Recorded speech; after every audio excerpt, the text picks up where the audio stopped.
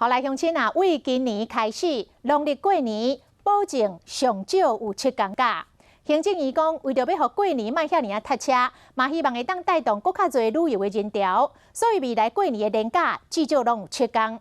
从为今年开始，拢为小年夜，也就是围炉的前1天开始来贺过年，啊，这个年假，就算总统换人做，嘛袂受到影响。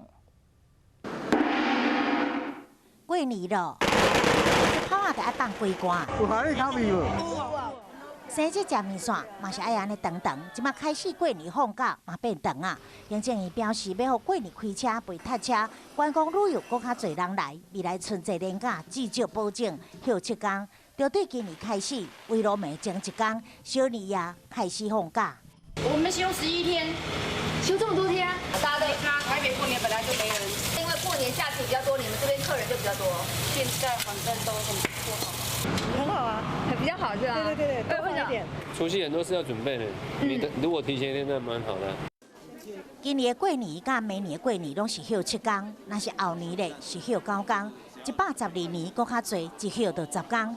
未来春节年假拢是对小年夜开始，就算政党轮替，你的假嘛袂休无去。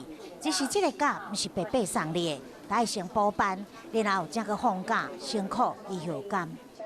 补就补啊，没关系啊，补完的，补2天也没关系啊。出来混都要还的。对。